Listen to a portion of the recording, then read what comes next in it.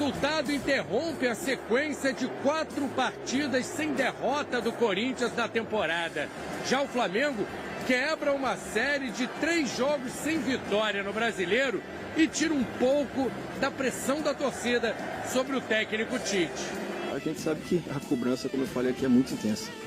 A gente vem de resultados muito negativos, mas não só pelo resultado, mas também pelas atuações bem abaixo daquilo que a gente já tinha apresentado no início do ano, principalmente. A gente sabe que no Flamengo a cobrança vai existir sempre. Boa tarde para você de casa, Flávio Vinick, Vene Casagrande, boa tarde. Jogando na posição dele, ele rende muito mais. Não à toa. Qual é a posição dele, Vene? Essa posição exatamente que ele atuou, na verdade ele substituiu o Arrascaeta. Como? Ele flutuando pelo meio, eventualmente você cai pela ponta, tendo liberdade para atacar. E ele é um jogador, embora tenha 17 anos, mas tem um porte físico muito avantajado. É um jogador que, fisicamente falando, ele se destaca, tem velocidade, tem intensidade. Ele não tem medo, enfim, pega a bola, vai para cima do adversário, 1 contra 1 dele também é muito bom. Ou seja, é um jogador que, se ele for bem trabalhado pelo Flamengo e está sendo bem trabalhado, com certeza vai render bons frutos. E eu já dou a minha opinião, Fernandinha. Sei que você, não sei se você ia me perguntar isso, mas eu acho que o Lohan não tem que sair do time.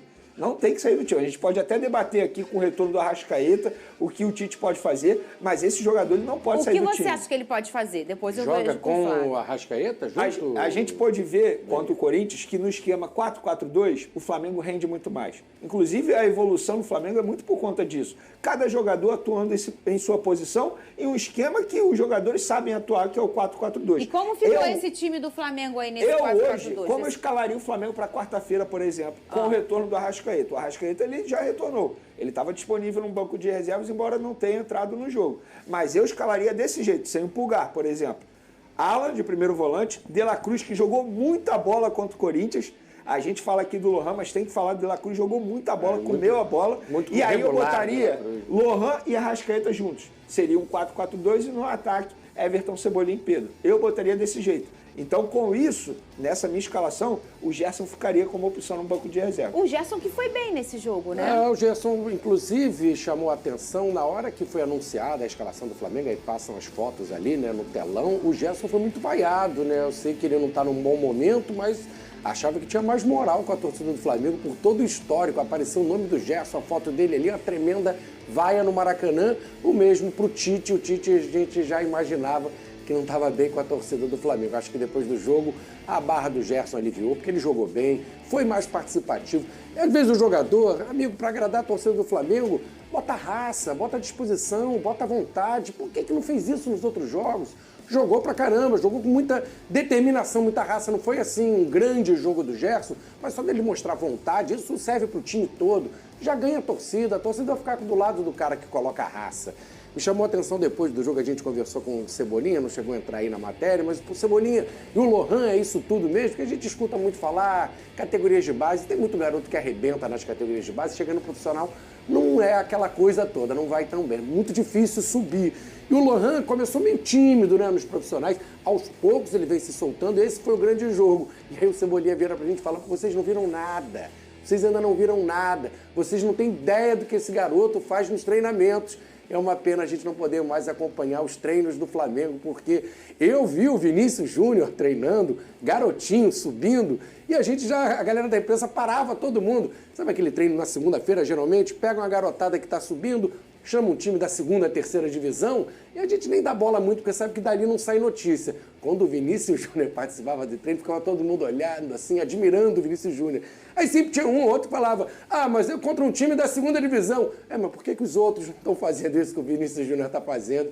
E a gente viu no que deu. O Lohan, o Cebolinha disse, vocês verem um treino do Flamengo, vocês vão ficar impressionados com o que esse garoto faz lá nas atividades no Ninho do Urubu. A gente estava começando a ver um pouco disso do Lohan. Olha, eu vou dizer uma coisa, se tem uma coisa que eu não concordo, é alguns suspenses do futebol, sabe? E um deles é esse em relação aos treinamentos. Eu não sei o quanto isso pode ser nocivo para um time ou a imprensa acompanhar o treino, né? O que eu entendo é que o futebol é um produto que a gente consome. E o treinamento faz parte desse produto, né? Eu fico com pena da gente não poder acompanhar. É conteúdo para a torcida também. A torcida quer saber é isso que eu tô falando. como é que é o futebol é um produto, quer e o torcedor quer também curtir, essa né? parte. Fala, Vini, o que você ia dizer? Então, a gente tem que chamar a atenção o seguinte, que o Lohan, ele jogou contra um adversário, embora o Corinthians esteja vivendo uma má fase, mas para e pensa, ele jogou contra um Gustavo Henrique, que é um jogador extremamente inteligente, Claro. Félix Torres, jogador de seleção equatoriana, ele jogou contra um Kaká, que é um jogador extremamente experiente, Paulinho, ou seja, ele não jogou contra adversários fáceis. E não só tecnicamente, Vini, a atmosfera que se cria dentro do Maracanã num confronto desse tamanho. Pois é. Que são duas torcidas com uma rivalidade muito quente, são das duas maiores torcidas, né, eu digo em quantidade, do Brasil, né, aqui a gente tem o Corinthians e o Flamengo, e ao encontro desses dois, dentro do Maracanã, é sempre uma coisa que ferve, né, não é um clássico morro, né, é um clássico sempre muito quente. Então, além de tecnicamente ele enfrentar essas peças que você citou, ele enfrenta também a atmosfera de competitividade, Vinícius. Pois é, e eu vi muita gente tentando normalizar a atuação dele, levando em consideração o momento do Corinthians. Só que não dá para falar isso. Eu acho que seria até injusto com o próprio Lohan, que fez uma baita partida contra os adversários que, teoricamente, são experientes, bons jogadores, inclusive. E eu também quero sair em defesa do Tite nesse momento, porque eu vi muita gente falando assim, no segundo tempo o time caiu de rendimento. O segundo tempo o Tite novamente fez o time recuar. Não. Pelo contrário, o primeiro tempo do Flamengo foi muito bom. Não tem como você manter a mesma intensidade que o Flamengo teve no primeiro e no segundo tempo. O Flavinho estava lá no Maracanã, pôde perceber o calor também que estava. Estava muito quente. Então, acho que o Flamengo ele fez 2 bons tempos. Só que o primeiro tempo foi muito bom. E para o segundo tempo deu, de fato, uma queda, só que não tem como você manter o mesmo nível de intensidade que o Flamengo teve no primeiro tempo. Você acha que não foram as mexidas nem nada? Foi realmente a intensidade normal de um jogo de futebol. Acho até que o Tite até demorou em mudar, porque poderia ter tirado o De La Cruz antes.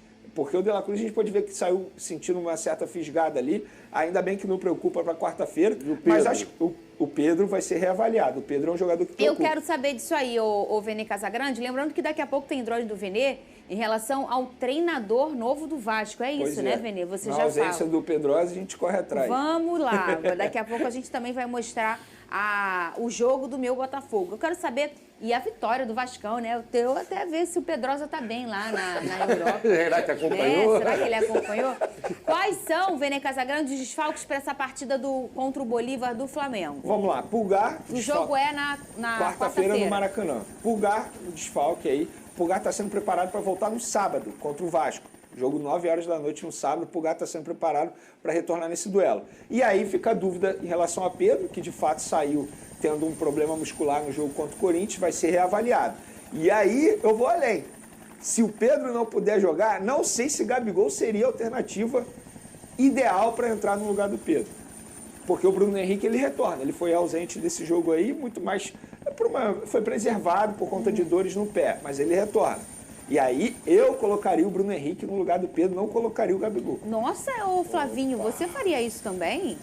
Olha, o substituto natural do Pedro é o Gabigol. Arrumar um problema com o Gabigol no Flamengo. Você diz nesse 4-4-2, né? 4-4-2. Vai meter a mão ali na abelha, vai no vespeiro ali e vai arrumar a confusão com o Gabigol. O Tite sabe muito bem ali. Se a gente pensar hoje, o Bruno Henrique tá com mais ritmo, tá mais jogado, né? Teve boas atuações, o Gabigol ficou um tempão parado. Hoje o Bruno Henrique tá na frente do Gabigol, sim. Hoje, para escolher um jogo importantíssimo, Bruno Henrique. Tá com mais ritmo de jogo, também pode jogar como referência, é bom no cabeceio, um cara que tem estatura. Não é exatamente a dele, mas eu deixaria o Gabigol como opção. Agora dá uma conversa, bate um papo ali com o Gabigol para a barra não ficar pesada pro Tite também arrumar problema com ele. Mas eu acho que o Tite foi o treinador que conseguiu colocar o Gabigol no banco e a gente não viu o chilique, né? Nem alguma coisa porque, na verdade, quando o Tite chega, o Gabigol já estava no banco, né? Porque muita gente fala que como se o Tite tivesse colocado o Gabigol. Não foi. Na verdade, o Gabigol é banco, desde a época de São Paulo. Há muito mas tempo. A gente via umas chiadeiras. Sim. Tanto é que o São Paulo ele força a barra e coloca o Gabigol de ponta na final da Copa do Brasil, que foi um erro grotesco do São Paulo. Mas, é assim, eu posso justificar por que eu faria isso? Pode. Primeiro, a gente pôde ver o Gabigol no segundo tempo contra o Corinthians no lugar do Pedro totalmente sem ritmo de jogo. Muito abaixo. Muito abaixo fisicamente, ritmo de jogo, sem nenhuma noção da partida. E isso não é culpa do Gabigol, ele está há muito tempo longe dos gramados, muito tempo sem treinar com os demais companheiros. O Bruno Henrique, como bem mencionou o Flavinho, está com ritmo de jogo. E nada justifica você colocar o Gabigol. Por exemplo, estilo de jogo igual o Pedro não é. Não tem. Não tem. Você mudaria o seu estilo de jogo. O Bruno Henrique, ele consegue fazer essa função e tendo ritmo de jogo. Para mim, nenhum problema você iniciar com o Bruno Henrique e eventualmente você coloca o Gabigol no segundo tempo. Lembrando, o Carlinhos não está inscrito na Libertadores, por isso ele não pode atuar nessa posição. A característica mais próxima, né? Um cara de área. Dá para conversar também com o Gabigol, ele eu acho que não está pronto ainda para jogar 90 minutos, né? Você conversa, vai entrar no segundo tempo, o Bruno Henrique começa jogando. Vamos colocar aqui no telão a classificação agora do Campeonato Brasileiro, como ficou depois dessa rodada. Aí o Atlético Paranaense com 13 pontos, o mesmo número de pontos do Bahia, mas o Atlético, por critério de desempate, é o primeiro e o Bahia o segundo. Aí vem logo em terceiro o Flamengo com 11 pontos, meu Fogão em quarto com 10 pontinhos, o mesmo número de pontos que o Cruzeiro, que é o quinto colocado. Virando a página, aí vamos falar do Palmeiras, que é o time do chefe, né? Tem que falar. Palmeiras está em oitavo ali, e ontem estava reclamando de arbitragem. Que perdeu ontem, né? É. Perdeu em casa. Não é Allianz Parque. Barueri. Ele é rei em mudar o foco, não tem jeito. Rei em mudar o foco. Aí ficou lá, e o Fogão, não sei o que. Eu falei, gente, por que ele não fala do Palmeiras, né? Pois é. Cadê o Vasco? Olha, o Vasco saltou, né? Saiu da zona de rebaixamento. Em 13º, com 6 pontinhos, o mesmo número de pontos. A gente está lembrando, né, que Grêmio, Juventude Internacional não jogaram seus jogos, né, por conta das questões da chuva, e espero que assim fique até tudo se normalize. A gente não pode exigir que clubes que estão passando por essas situações tenham que jogar futebol, tantas outras coisas mais importantes na vida, e a gente está pensando em Campeonato Brasileiro, então esses clubes estão paradinhos aí. E o Fluminense, hein, foi para 17º com 5 pontos, já a gente vai falar sobre o assunto também. E já vou pode ter ausência de 2 titulares diante do Bolívar na Libertadores. Fala Nação Rubro-Negra. Para vocês que querem ficar sempre atualizados com as notícias do Flamengo, já se inscreve no canal e fortalece com um like. A vitória do Flamengo no Brasileiro deu um gás a mais, trouxe um estímulo adicional para o confronto crucial na Libertadores, onde o time precisa somar pontos para avançar para a próxima fase. O Flamengo obteve uma vitória significativa sobre o Corinthians, com um placar de 2-0, e demonstrou um desempenho sólido em campo, algo que vinha sendo irregular há algum tempo. O foco principal está em garantir que a equipe esteja forte o suficiente para enfrentar os próximos desafios da temporada. Já de olho na próxima janela de transferências, a administração tem se mantido ativa no mercado e já tem um alvo definido para essa temporada. É importante mencionar que o nome de Vitor Roque foi discutido nos bastidores do Flamengo, considerando a situação complicada que ele enfrenta no Barcelona. No entanto, apesar das especulações, a equipe técnica está concentrada em entender quais jogadores terá à disposição para o confronto contra o Bolívar, pela Libertadores, na próxima quarta-feira. Esta segunda-feira, 13, será crucial para o Flamengo, pois será quando saberá se poderá contar com Pedro e Arrascaeta. Por outro lado, o retorno de Eric Pulgar é praticamente descartado, enquanto as chances de Bruno Henrique retornar à equipe. Pedro foi substituído no intervalo do jogo contra o Corinthians, devido a desconforto no adutor direito, após receber uma pancada no joelho. A presença do centroavante é vital devido à escassez de opções para essa posição, já que Carlinhos não está inscrito na primeira fase da Libertadores e Gabigol ainda está recuperando seu ritmo após um período afastado. Outra incerteza para o confronto é Arrascaeta, que foi diagnosticado com uma pequena lesão na parte posterior da coxa após o jogo contra o Botafogo. Desde então, ele tem desfalcado a equipe em 4 jogos.